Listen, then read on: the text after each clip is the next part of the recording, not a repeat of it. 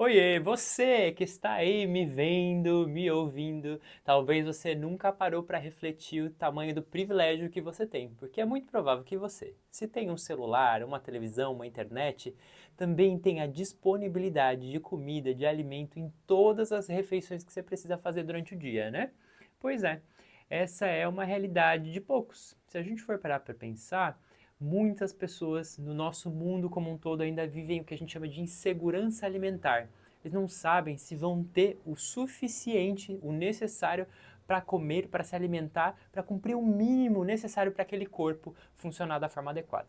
Só aqui no Brasil, se a gente for usar os dados da ONU, ainda no ano de 2023-24, a gente tem mais de 8,4 milhões de pessoas consideradas subnutridas em insegurança alimentar. Olha que número absurdo para um país que é uma potência em produção de alimentos, né? E não só isso, comida não trabalha só o nosso orgânico. Hoje a gente vai receber uma convidada especialíssima que, diferente de muitos profissionais da área da saúde, esta pessoa trabalha a comida não só num aspecto orgânico, mas ela vê o bio, psico e o social que estão por trás deste remédio maravilhoso que é comer bem. Eu, Guilherme Wolff, seu médico e aspirante em educador em saúde, vai começar hoje a desconstruir um pouquinho sobre o pensamento em comida e alimento, como todo bom taurino tem que fazer. Então eu convido vocês para mais uma fofoca saúde com uma convidada saindo do forno. Vem comigo!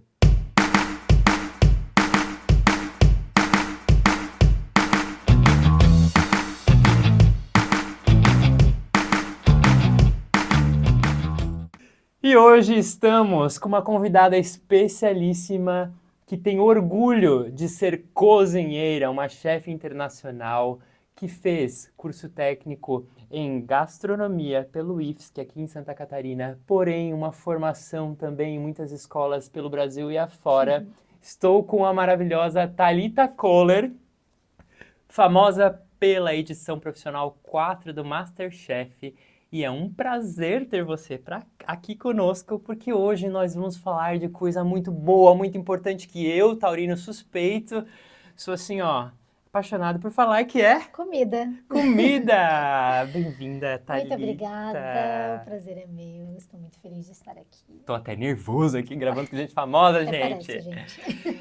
Convidei a Thalita para a gente fazer uma conversa sobre comida, porque a minha primeira ideia nessa conversa foi mostrar para as pessoas que fazer saúde não é algo feito só por pessoas que usam jaleco branco. E a gente precisa quebrar essa ideia, né, Tata? E eu convidei a Tata justamente para a gente fazer uma reflexão sobre como comida é um remédio importante para a gente, né? E antes de tudo isso, eu quero, Thalita, que você conte para a gente como é que assim, porque a gente fez uma pesquisa aqui, né? A nossa produção foi fundo investigar na vida desta mulher Uhum. e a gente descobriu que a Thalita, ela tem um segredinho guardado. Parece que esta cozinheira, na verdade, tinha uma pontinha de sonho de ser médica. Médica. Exato. E como é que você foi parar na cozinha, então? Então, na verdade, assim, tem muita gente que tem sonho de ser médico quando é criança, né? Mas o meu, eu fui alimentando esse sonho, esse desejo, até o terceiro ano do ensino médio mesmo. E eu sempre não sei muito bem responder a história de como eu caí na cozinha, como que eu fui escolher. Eu acho que simplesmente eu cozinhava com os amigos e depois um meu amigo, até pouco tempo atrás ele me contou isso, então eu nem sabia essa resposta, era mais difícil ainda de responder nessa pergunta. E ele me disse que ele tinha me falado do curso do IFSC e a gente sempre curtia cozinhar junto. E aí eu fui, me inscrevi assim porque eu gostava de cozinhar. E na verdade, no terceiro ano eu tinha desistido um pouco de fazer medicina, Uhum. E chegou a porque se preparar para prestar para medicina? Assim, tava pensando em fazer eu tava mesmo? pensando, até o segundo ano eu estava pensando em fazer. No terceiro, aí eu já comecei a desistir, assim, Uhum. eu vi bem que não era bem o caminho que eu queria trilhar, né? E hoje também pensando um pouco do porquê que eu queria fazer medicina, eu vejo que era muito pelo cuidado, é muito de mim, é muito da minha personalidade gostar de cuidar das pessoas. Que é um padrão de quem entra na área da saúde, né? De ter uma personalidade de cuidador também, né? Isso. Mas assim, você fez uma formação quase em medicina, né? Que eu fiquei sabendo assim, Eu extraoficial. me formei em Grey's Anatomy, Formou quantas gente. temporadas? Todas as Todas as temporadas. Thalita temporadas. tem um diploma em Grey's Anatomy, em Grey's Anatomy. Cirurgia, tá? Cirurgiã. Inclusive, né, existem assim algumas teorias da psicologia que falam que que os nossos desejos eles precisam ser atendidos, né? Então assim, se o bisturi não vem, A faca veio. a faca veio. E ainda ia querer ser cirurgia de trauma, porque De tem tra- aquela adrenalina que o serviço da cozinha também tem, Ah, entendeu? exatamente, né? Porque ainda mais para uma pessoa encarar um MasterChef tem que gostar de uma adrenalinazinha, Não né? não tem jeito, não tem como não querer. E aí, no final das contas, começou a formação aqui. Isso, daí eu fui fazer o curso do IFSC, que era um curso técnico, né? Ele ainda existe. Na época era um curso de 1 ano. E durante esse curso eu fui me preparando já para fazer meu estágio na França. Então, eu já fui fazendo curso de francês. E assim que eu me formei, no ano seguinte, eu já estava indo fazer meu estágio na França com 18 aninhos. Um bebê. Quem ainda não ouviu a Thalita falando em francês, depois eu vou deixar o arroba dela aqui, tem, ó, material. Jacan se impressionou. E aí, na França, começou o estágio, e o estágio era para te preparar como cozinheira. Isso, aí foi um estágio de 3 meses, né? Num restaurante muito famoso de Paris, do século XIX, bem antigo, bem legal. E ali eu passei por diversos. Na verdade, eu queria mesmo seguir para confeitaria, eu não queria nem seguir para cozinha. E até no meu estágio, aí eu passei por tudo, fiz confeitaria, fiz cozinha fria, fiz cozinha quente, produção, banquete, tudo. E tive uma visão bem geral. Depois eu vim trabalhar aqui no Brasil, trabalhei um pouco, foi quando a gente se Eu conheceu, conheci a né? Thalita, assim, de acidente também. O melhor acidente. Pela comida Pela também. Pela comida, comida. sentando e comendo juntos. É. E aí eu trabalhei aqui e depois, anos depois, eu voltei para Paris, para esse mesmo restaurante, né? Trabalhei de novo. E o meu objetivo ainda era seguir na confeitaria, então eu ia trabalhar na cozinha enquanto estudava para confeitaria. Mas quando eu fui começar esse preparo, assim, eu vi que eu gostava mesmo da cozinha, assim, gostava da adrenalina, realmente isso, assim, o serviço, fazer, não gostava da monotonia da confeitaria. E eu acho também que uma coisa importante que a gente já tinha conversado antes, que é legal para as pessoas também entenderem, porque a cozinha, como a medicina, é de muito glamour para quem olha por fora. Mas são duas profissões muito difíceis, né? E outra nota que é muito importante a gente fazer, que são profissões difíceis para mulheres, e que é algo que a gente tem que desconstruir, né? Também. Tanto a mulher que é cirurgiã, ela tem uma dificuldade de inserir no mercado, e a cozinheira também, né? É algo Muito. que a gente tem que valorizar, porque comida gostosa é comida feita por essas mulheres aqui. E até em questão de estilo de vida também, né? Eu acho que tanto o médico, assim, que trabalha principalmente com plantão, com cirurgia e tudo mais, quanto o cozinheiro abdica muito da vida, assim. Então, trabalhando horas tarde, final de semana, feriado, né? Acho que principalmente talvez no início da carreira, né? Tu pode falar melhor. Sim. E depois a gente consegue se organizar. Mas a vida do cozinheiro é muita abdicação, assim. É muitas horas de trabalho, falando de jornada de 10, 12 horas diárias, final de semana, feriado, festas, né? E se a gente for ver, por exemplo, né, na pandemia que a gente atravessou, quem que estava trabalhando? Profissionais de saúde, cozinheiros, para, né, fazer com que a população fosse atendida, As né? necessidades básicas, né? Que a gente fala da semelhança dos dois, né? Tanto Exato. de cuidado quanto de saúde também, porque é isso que você falou, né? A saúde, ela tá em várias plataformas, assim, na vida do indivíduo, né? Não é só dentro de um consultório, Com não é só dentro de certeza. um hospital, né? Né? E você sabe que eu sou super candidato a desconstruir tudo isso, né? Porque eu acho que a minha formação anterior também, antes de fazer medicina, eu fiz fonoaudiologia e antes disso eu fiz música. Então, assim, totalmente desconstruído nesse sentido de que eu acho que a saúde, ela não pode ser feita por nomes, ela tem que ser feita por pessoas. Todo mundo igual e a gente tem que valorizar todos os profissionais que fazem parte dessa construção, né? E aí, foste para a França, mas eu sei que também teve uma passadinha na América do Norte ali também, Isso, né? daí depois da França, eu fiquei 3 anos em Paris, ali trabalhei nesse hotel, trabalhei em restaurante estrelado, com evento, enfim, em vários outros lugares. E aí eu fui para Montreal, no Canadá, e fui trabalhar num restaurante muito legal também, que fazia o restaurante do hotel do Ritz, né?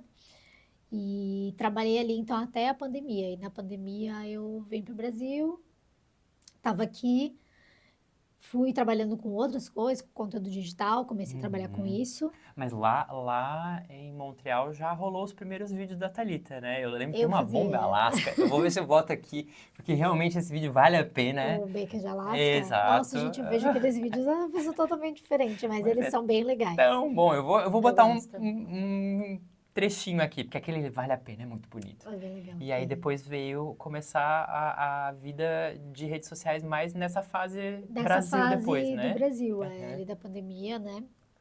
Que eu tava não poderia mais voltar para o Canadá porque estava esperando pelo visto de residente. Uhum. E aqui também os restaurantes também não tinham voltado ainda para poder me inserir no mercado.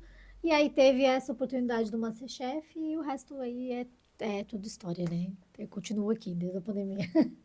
Mas aqui, ó, continua fazendo sucesso É. todos os dias. E eu vou aproveitar, então, esse gancho de que a gente passou por Brasil, por Europa, por América do Norte. Uma pergunta interessante que a gente tem que fazer sobre o brasileiro, sobre hábitos, né? A gente fala muito a respeito da comida como um remédio, da comida como algo fundamental da constituição do humano. Você que já passeou pelo Brasil, por outras realidades culturais tão diferentes, como é que funcionam os hábitos alimentares do brasileiro comparado com o europeu, o francês, ou Uhum. então com o canadense? O que você observa assim que a gente faz de muito diferente? O que chama muita atenção? Eu acho que o que mais chama atenção, assim, acho que a gente tem um hábito muito aqui no Brasil de ter diversidade e da gente Uhum. trabalhar, a gente ter, por exemplo, muita oportunidade de comer em um buffet, por exemplo. Lá Hum, isso é muito, muito difícil. São pouquíssimos os lugares que têm essa opção de buffet, que isso nos traz variedade, né? Nos traz variedade e oportunidade de comer talvez mais legumes, escolher uhum. alguns tipos diferentes de cereais, né, de leguminosas, né, de proteína. De Então, entender que cada um precisa de uma alimentação diferente também, né? Que isso isso. dá autonomia para a pessoa, né? Isso, e também, por exemplo, não comer demais, Uhum. né? Eu sei que, assim, isso é tudo uma teoria da oportunidade que tem, não quer dizer que na Aham. prática a gente realmente faça, né? Mas lá fora a gente trabalha muito com empratado, prato feito, né? Um PF, por exemplo. Mas eu vejo que os franceses, eles têm uma qualidade de vida e de saúde muito boa, mas embora isso, por exemplo, eles tomam bastante vinho durante o dia, Uhum. cerveja também, eles bebem bastante álcool, eles também consomem bastante tabaco, né? Então Nossa, não a fumam europeu muito. fuma muito, muito. Eu tive uma experiência, eu passei um ano também na Europa, morei um ano na Espanha, e eu ficava impressionada como se começava a fumar cedo na Europa também, e era associado aos hábitos alimentares. A pessoa tomava um cafezinho, tinha que fumar. A pessoa Uhum. saía no ambiente social, tinha que fumar. Então, a comida acabava carregando esse hábito junto também, que no Brasil a gente não vê tão É. mais, né? Mas uma campanha forte do governo também, de a gente não... E principalmente na cozinha também, as pessoas pausam muito para fumar. Hum. Então, assim, é muito. A gente trabalha muito dentro da cozinha e, na verdade, quem fuma ainda tem mais direitos, De digamos, de poder ir sair e fazer pausa do que não fuma, né? contrassenso, É, contrassenso. mas assim, mas falando de comida, eu vejo muito. A gente consome muito mais carne aqui no Uhum, Brasil. Então, quando você vai ver, por exemplo, na Europa, a carne ela é muito mais valorizada. Então, eles dão muito mais valor para aquele produto. Então, você uhum, vai num açougue, você vê que a carne tá bonitinha na porção, tá bem a mostra, assim, a mostra dela tá bonita, sabe, bem apresentada, até no açougue, sabe? Não tem grandes peças de carne, se tem realmente são umas carnes são mais maturadas, são umas carnes mais de mais valor, de mais cuidado, né? Então, uhum, a origem dessas carnes, desse produto, ele é muito melhor, sabe? E realmente o valor é muito mais caro. uhum. Então as pessoas eu vejo até consumindo um pouco menos De carne. carne E do carne no que geral ou aqui. carne vermelha mesmo? Carne Vermelha, vermelha tá. mais. Mas é mais, realmente é menos acessível, né? O valor é Uhum, muito mais caro. Já na Europa não, na América do Norte, é difícil um pouco dizer porque eu morei em Montreal, né? E Montreal é uma cidade que tem muito imigrante, muitas pessoas uhum, diversas, assim. Então, na verdade, é uma cidade assim, que tem muito restaurante por pessoa. Então, é uma das que mais tem restaurante no mundo, assim, por pessoa. Então, ela é bem diversa. Eu vejo muito que as pessoas têm muito hábito de comer algo muito rápido no almoço, né? uhum. e comer Assim, mais cidade grande, assim, de isso. dinâmica. Comer um pouco, algum lanche rápido, um sanduíche, alguma coisa no almoço. Isso na Uhum, Europa também é bem comum. E no jantar, que é um pouco mais cedo também, uhum. comer algo de mais substância, assim, né? Que vai te dar o que não seria o ideal, né? Uhum. O ideal seria provavelmente fazer o contrário. E a gente tem muito hábito também de almoçar aqui, É, né? Que é uma coisa que, às vezes, quando a gente vai para outras culturas, a gente tem até dificuldade de achar o almoço que a gente quer ter do brasileiro, né? O buffet, por exemplo, que é algo brasileiríssimo, né? De a gente montar, assim, poucos lugares a gente consegue realmente ter essa experiência e a maioria, pesar a balança é uma coisa que é do brasileiro, né? Às é, vezes você vai num buffet, mas é um buffet livre, um você paga o buffet buffet livre, livre, né? Mas assim, poder montar o teu prato de acordo com o teu desejo e as tuas necessidades é uma coisa muito brasileira também, né? E, só que o lanche no almoço, que é uma coisa que o brasileiro não entende é, direito, né? Assim, comer um snack, uma coisa assim. Lá é muito comum, né? muito. Muito comum. E não quer dizer também que não tenha um nível nutricional adequado. Um lanche Exato, pode ter, né? A gente tem esse preconceito de que se não tiver num prato não é algo adequado, mas pode ter, né? exato. Aí você vai depender dos ingredientes e da Uhum. qualidade dos ingredientes que tá ali dentro, Do né? preparo. Eu vejo muito agora, por exemplo, como meu namorado tá fazendo a transição para uma vida mais de atleta agora, né? Uhum. Fazendo educação física e tudo, então ele segue uma dieta mais de atleta também, então ele presta muito mais atenção na alimentação dele e que não é nada longe, muito fora do comum, às vezes as pessoas acham que é muito difícil, Uhum. né, ou muito difícil fazer dieta. E depende muito da dieta que você vai seguir, né? Uma alimentação balanceada, ela não é nada difícil, ela é bem fácil de aplicar. Inclusive, a gente só tem que entender os meios. E eu vejo por ele ali, por exemplo, tá na dieta dele, ele tem que comer um carboidrato, tanto de proteína, e se vai botar um queijo, entra como proteína também. Uhum. E nisso ele pode, né, de vez em quando, claro, sem abusar, comer um hambúrguer, por exemplo, Uhum. porque entra na dieta dele. Uhum. Mas, claro, de um lugar que a gente sabe que tem uma boa carne, que Uhum. tem um bom processo, Uhum. né? Que não é com um cheddar super industrializado, que é Sim. realmente um queijo bom. Então, seguindo ali, sabendo aonde comer e aonde, Uhum. como fazer Cuidar isso, exato. Então, você não precisa se privar, né? Você precisa adaptar. E nessa questão de hábito, assim, entre o brasileiro e as outras culturas, você nota se o brasileiro tem alguma coisa assim que o brasileiro é chato na comida, assim? Algo que incomoda o brasileiro? Que o brasileiro não desce, assim, um alimento especial, alguma coisa? Porque eu lembro uma vez, Thalita, que você mostrou, por exemplo, o preparo de ouriço. Que era uma coisa Aham. assim que pra gente é muito estranha. E eu lembro que quando eu morei na Espanha, eles tinham muito o costume de comer carnes que a gente não tem aqui. O coelho, por exemplo, era uma coisa Uhum. assustadora. Eu vi o coelhinho assim, todo pelado, sem o pelo no balcão, era uma coisa assim, não me descia. Tem outras coisas que a gente também não aceita, né? Sim. Eu vejo que lá fora, na Europa, por exemplo, eles trabalham muito carne de caça, né? Uhum. A gente não tem aqui. Por exemplo, eu, quando fiz meu estágio, eu tinha 18 anos, eu fiz muito pombo.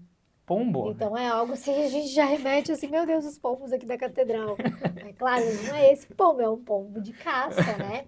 Até se come aqui Não no comam um Brasil. pombo aqui no Pelo Brasil, amor de gente, Deus, por gente. favor, não é A não seguro. ser que seja de Criptococose, casa. tem doenças sérias que podem ser passadas pelo pombo. Ai, gente, é difícil, assim. Então, assim, pombo, rã, são muito Rã, a comidas que gente até tem tem. alguns locais que estão produzindo, acho que no Temos. Paraná também produz A rã, gente né? tem, Carne de né? rã. O escargot mesmo, né? Que é Uhum. famosíssimo, que as pessoas acham famoso muito. Mas o escargot não é mais da concha, que se usa a concha pra botar manteiga, ou se come mesmo a Não, não, o lesma? escargot tá lá dentro. Tá lá dentro, Tá, come a a lesma lesma mesmo. tá lá dentro, exato. Mas hoje em dia ele é muito mais assim, o francês não precisa mais comer isso, é só porque ele virou uma tradição e realmente eles acham bom porque eles passaram por um processo muito grande de escassez de comida, né?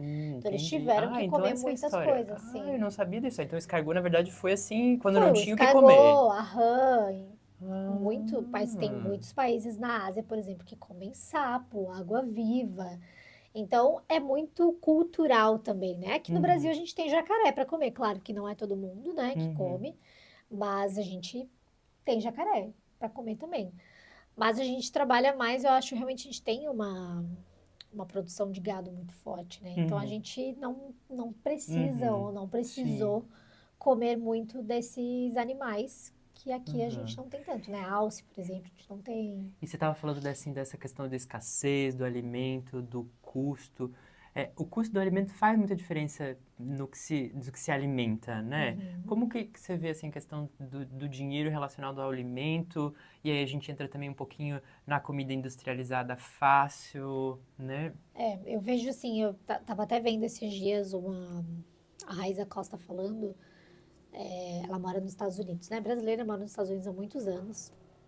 E ela tava falando sobre uma onda ali que tem nos Estados Unidos das nutricionistas não poderem mais proibir na dieta ou para os pacientes produtos industrializados, porque as pessoas que não têm tanto poder aquisitivo, elas Uhum. só conseguem comprar esse produto para se alimentar.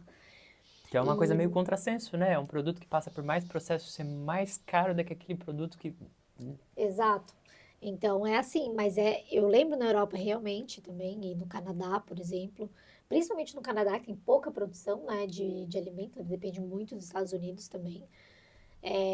Um limão, por exemplo, custa muito caro. Você paga a unidade do limão e não pode deixar aquele limão estragado aí na porta da geladeira, igual a gente faz aqui no Brasil. Aquele limão cansadinho, metadinha do limão cansado, Metadinha que fica cansada lá, vai mas fora, não vai, isso de custa jeito bastante nenhum. dinheiro. E aí os produtos industrializados são muito baratos, assim, muito de fácil Uhum. acesso, sabe? E eu vejo essa onda também chegando no Brasil, sabe? A gente Uhum. tende a copiar muita coisa dos Estados Unidos e espelhar os hábitos deles aqui pra gente, né? Só que a gente tem eh, muita potência para Uhum. ter alimentos, para produzir alimentos, para Uhum. produzir carne, a gente exporta muita coisa também. Mas a gente tem essa força de produção que a gente poderia ser muito mais acessível os alimentos para as pessoas aqui. E na verdade está ficando cada vez mais caro, né? Uhum. A gente vai ver os vegetais, as frutas e tá, tipo, tem muita coisa que tá muito absurdo. Uhum. E a gente fica, às vezes, muitas vezes com o que sobra, né? Se exporta muito, fica com o que sobra. O nosso café, por exemplo, o nosso café é uma referência mundial e a gente fica com a xepa do nosso café aqui no Exato. Brasil, né? E aí você, às vezes, por exemplo, tem marcas europeias que compram o nosso grão, levam para lá, manufaturam e a gente compra de volta, É. né? E é Isso uma do tristeza isso café, também, né? a gente tem muito café bom que acaba que aqui fica muito caro para vender. E Uhum. como também a moeda lá de fora é Valorizada muito mais também, né? valorizada, consegue pagar muito mais em um café bom. Uhum. Então o café acaba que ele é vendido para fora e não fica aqui dentro, né?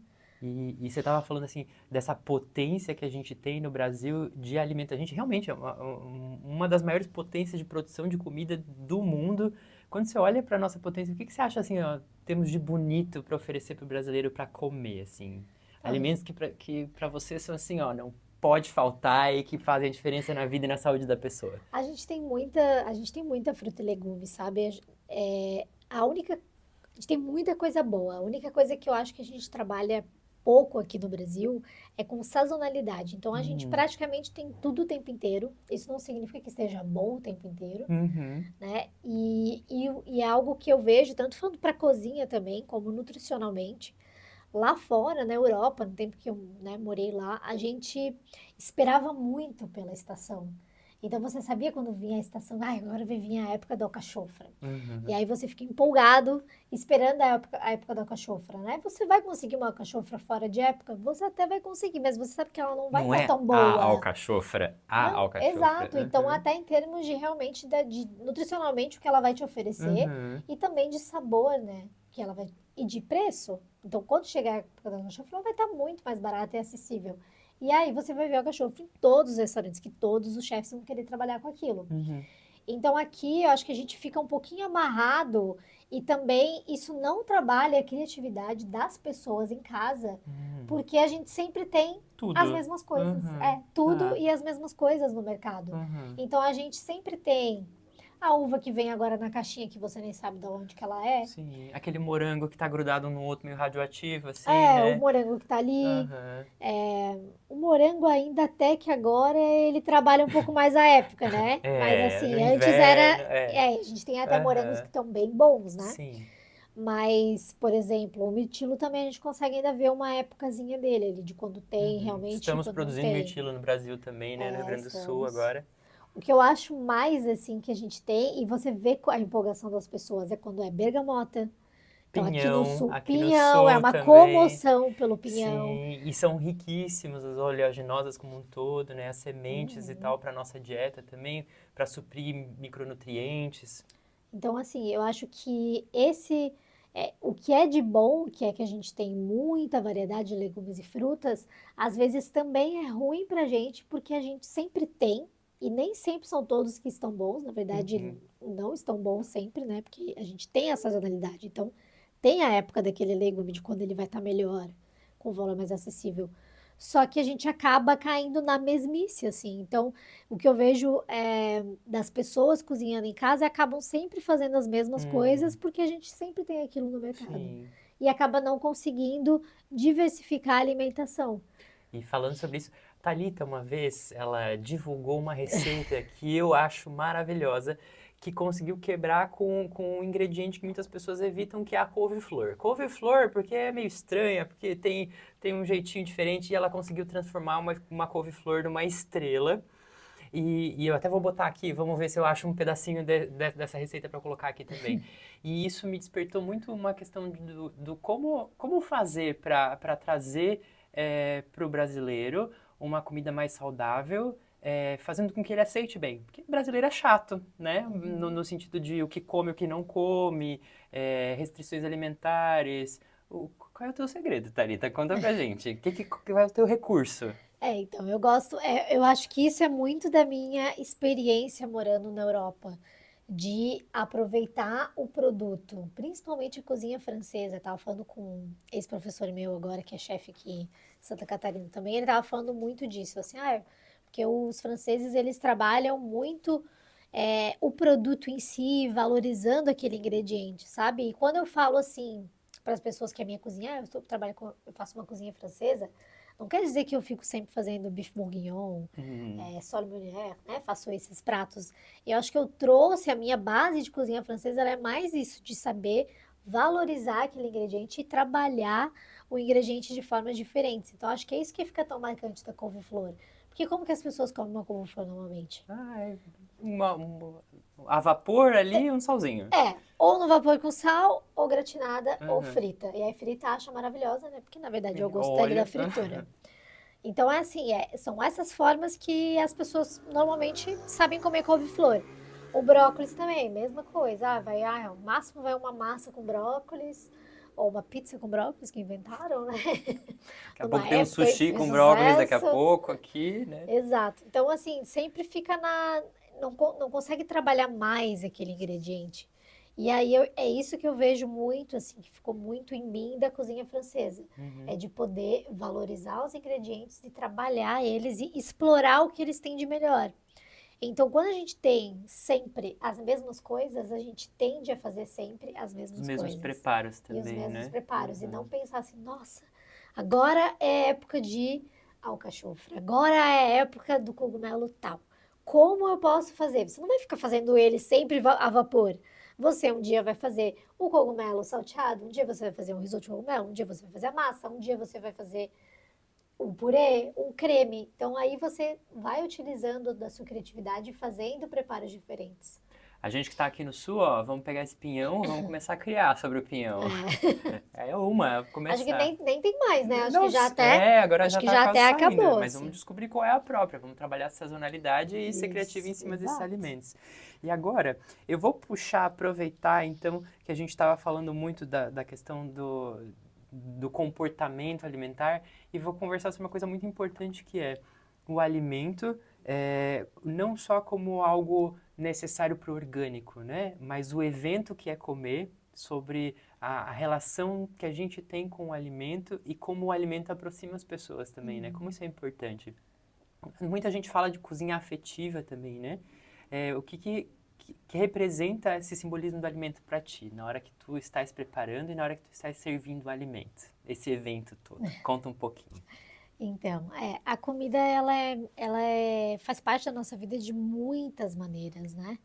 Desde quando a gente nasce, a gente come, a gente se alimenta todos os dias. Então a gente precisa comer tanto para alimentar nosso corpo, mas ela também alimenta a alma. E nisso a gente tem muitas memórias, né? A comida ela trabalha muitas formas, ela trabalha o paladar, o olfato, a visão. e até a audição mesmo. Tipo, a gente não pensa, mas ela tá na audição também. E aí a gente tem muitas memórias. Quem não lembra aquela comida da minha avó? Ou às Uhum. vezes sente um cheiro e lembra. Cheirinho de cebola frita, eu escuto a minha avó fritando cebola, que era uma coisa Exato. muito de memória afetiva mesmo, é Muito. uma delícia. É muito. Então é sentir aquele sabor e você lembrar de uma pessoa. Ou você lembrar de um momento específico da sua Uhum. vida, né? Ou às vezes você até tem aversão a uma comida porque aquela comida tava, você comeu aquilo, te traz uma memória de um momento Uhum. ruim e você acaba Sim. parando de comer, né? E existe até uma explicação, porque as nossas aferências sensitivas todas têm uma relação com o sistema límbico, que é de memória no cérebro, que é muito forte, né? Então, realmente, todos esses estímulos do sentir o cheiro, sentir o gosto, te despertam memórias que estão ali associadas naquele momento, né? Sim. A comida que lembra alguém, a bebida que lembra alguém, uma situação, né?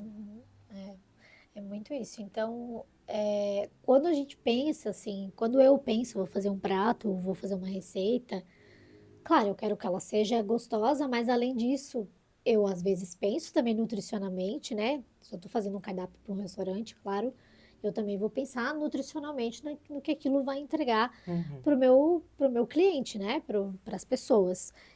Não somente uma comida boa, claro, depende da proposta, né? Uhum. Mas também que ela Ah, seja. mas a Thalita não faz comida que não seja boa, gente. Eu não faço muito junk food, né?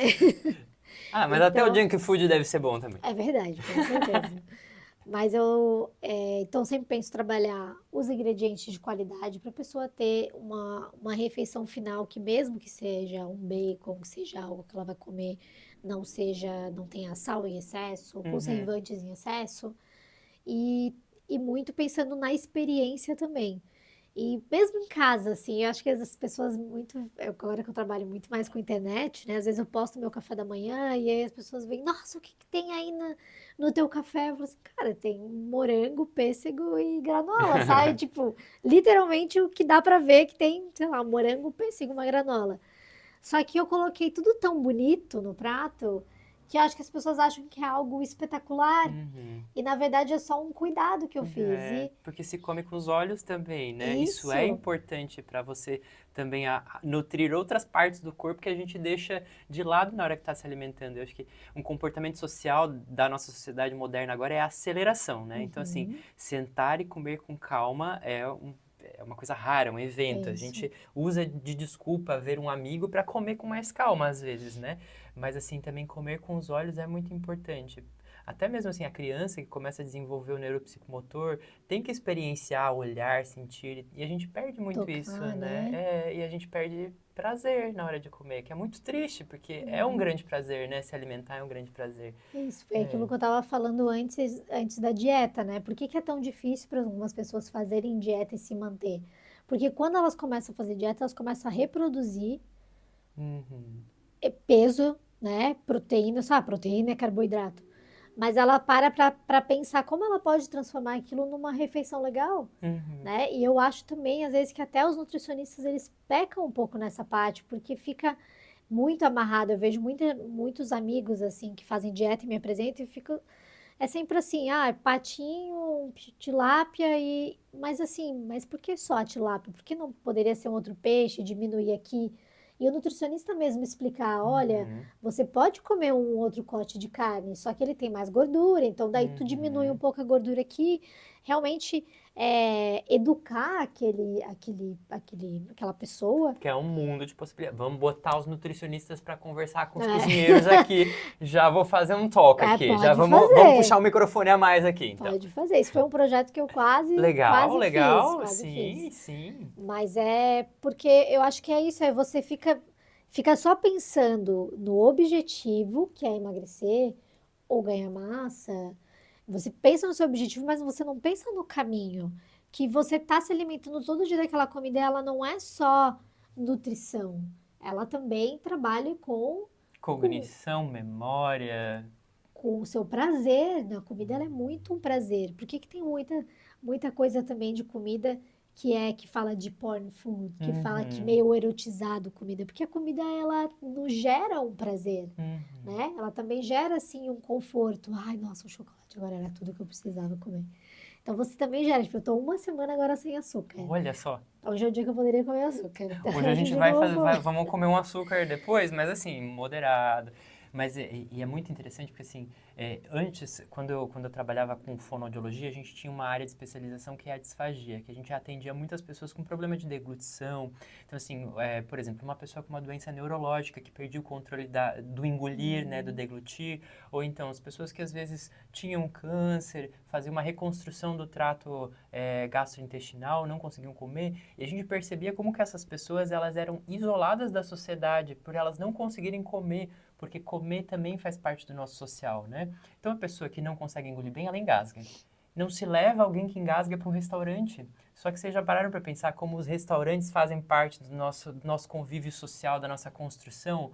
Você imagina você não ser convidado para um aniversário do seu pai e da sua mãe porque você engasga na mesa, né? Então, e isso até às vezes dentro da própria família. A gente vê o idoso que ele prefere começar a comer no seu quarto porque na mesa ele cospe, ele tosse. Então, são questões de saúde mental, comer bem, não só a comida, mas conseguir comer bem, né? Então, é algo que se tem que levar em consideração na hora que a gente prepara um prato também. E às vezes, como a riqueza do preparo, isso pode auxiliar uma pessoa a se reincluir no social, né? Com certeza. Então, a Thalita estava falando de recurso de preparo. Poxa vida, se a gente tem pessoas com dificuldade na hora de se alimentar, a gente pode abraçar elas também, variando não só o alimento, mas o preparo do alimento, né? É algo Claro. importante. A textura também, né? E a gente Uhum. saber também indicar, né? O salão, por exemplo, né? Também os atendentes saberem indicar para aquele cliente qual é o, a comida, o prato mais indicado para ele. E até nutricionalmente, sabe? Eu acho que às Uhum. vezes a gente fica, coitada, as nutricionistas, elas são meio odiadas nos restaurantes, né? De pegar muito no pé, assim, Mas a isso gente aqui não gosta dos tá. nutricionistas aqui. A gente vai fazer uma conversa com todo mundo. Vai sair todo mundo feliz aqui, tá? Não quero que a briga, só quero Isso, incluir. mas Vamos o que eu conversar a acho que mesma às vezes língua. esse casamento, ele não tá Sim, bem conversadinho, sabe? claro. Tá E muito nem com assim, a um batendo de medicina frente. também. A medicina que Exato. não conversa com o nutricionista, que não conversa com o cozinheiro. Porque, por exemplo, num ambiente hospitalar, você tem o médico que prescreve uma dieta para o paciente que nunca viu a pessoa que cozinha. Nunca viu. Eu quero saber se algum médico já desceu na cozinha para saber como o alimento do seu paciente é preparado. Isso é uma falha nossa. Por quê? Porque não se leva em consideração o cozinheiro como parte do cuidado em saúde. Então, assim, vamos desconstruir, vamos remoldar isso, É né? isso. É. E aí, agora, que a gente já está quase uma hora conversando aqui, É. eu quero, Thalita, que você deixe uma mensagem aí sobre comida, sobre o prazer de comer para as pessoas que estão assistindo e convidar as pessoas também a conhecerem o trabalho dessa cozinheira maravilhosa, que eu tenho muito orgulho de poder fazer parte, acompanhar da formação e dizer para vocês assim, ó, que vocês estão vendo, mas eu que já comi essa comida, nossa! Fica à vontade, meu bem. Gente, eu acho assim, hoje eu tô até com a camiseta do Ratatouille. Eu vou até mostrar, muito bonitinho. Porque o Ratatouille ele tem uma mensagem muito linda, assim, que é todo mundo pode cozinhar. Ai, E eu vejo que as pessoas, elas se permitem pouco. E não existe cozinha sem erro. Tem tentativa e erro. Eu sei que a gente está falando, claro, de alimento e realmente a gente tem que ter responsabilidade, né? Porque a gente tem muitas pessoas que não têm não tem acesso à comida. alimentação. A gente mora num país que tem muita fome, E muito desperdício também de muito alimento, né? desperdício. Então eu acho que é claro, sempre ir com cuidado, mas a gente permitir provar coisas diferentes, fazer coisas diferentes, testar e realmente Uhum. assim, não se frustrar. Então, e sair um pouquinho da caixa, sair um pouco do arroz e feijão. O arroz e feijão é maravilhoso, é Fantástico. fantástico. Ele é assim a base da nossa cozinha que ela é perfeita. Mas e a lentilha? Por que não? Por que não a lentilha? Não? Mas por que não o O grão de feijão feito bico? de outro jeito? Por que não o É, feijão branco ao invés do olha só. feijão preto de Aham. sempre? Né? O feijão vermelho, o feijão verde, o feijão de corda, o feijão fradinho. A Uhum. gente tem uma variedade imensa. E a gente não precisa comer ele sempre da mesma forma. Então a gente tem assim o nosso país que é riquíssimo em frutas, em legumes, frutas mesmo. Eu não vou nem começar, porque as frutas é o Uhum. desejo da América do Norte, dos países que Sim. não conseguem produzir, é ter a variedade de fruta que a gente tem. Então, eu acho que a mensagem que eu queria deixar para vocês é de vocês se permitirem mais na cozinha, de vocês testarem mais, Que de legal. experimentar coisas diferentes, da próxima vez que for no restaurante, não pedir sempre a mesma coisa. Sair um pouco da caixinha, provar aquele prato com beterraba, provar aquele prato com couve-flor, Uhum. né? Não vamos dizer, sem nunca ter provado, que isso é muito importante, né? Isso. E a gente vai crescendo, né? Claro. A gente vai se aprimorando, a gente vai testando mais sabores, que são muito importantes pra gente, principalmente o sabor amargo, a gente tem muita dificuldade, Que a nossa cultura é uma cultura muito doce, né? muito. Mas se a criança, ela cresce, o paladar infantil também pode crescer. Eu Exato. acho que isso é muito importante. Então você que nos assistiu, que participou dessa conversa, dessa fofoca em saúde maravilhosa com a Thalita, na próxima vez que você for montar o seu prato, o seu café, olha e pensa, o que eu posso fazer de diferente aqui, né? Uma mensagem linda que a Thalita deixou pra gente. Adorei a nossa fofoca, queria te agradecer por ter deixado tanta coisa legal para todo mundo refletir Eu que sobre agradeço. comida. Um prazer ter você Adorei. por aqui. Obrigado. E você que tem ideias, que tem perguntas, Thalita também está por aqui pelas nossas redes, pode fofocar com a gente muito mais. Muito obrigado pela sua atenção. Qualquer coisa, entre em contato, porque estamos aqui para fazer saúde, educação em saúde, e qualquer um participa de saúde, não é só o do Jaleco Branco, vamos lembrar disso. E começando em casa com você, que é o principal protagonista em fazer saúde. Obrigadão pela atenção, um beijo para você Beijo. e até a próxima. Fique por dentro de tudo que acontece no Fofoca Saúde. Se inscreve no canal, ativa as notificações e procura a gente lá no Instagram do @guilherme.med para acompanhar muitas outras conversas com os nossos convidados super especiais. E o Fofoca Saúde agora também é podcast. A gente está te esperando lá no Spotify para muitos e muitos outros novos episódios. Até mais!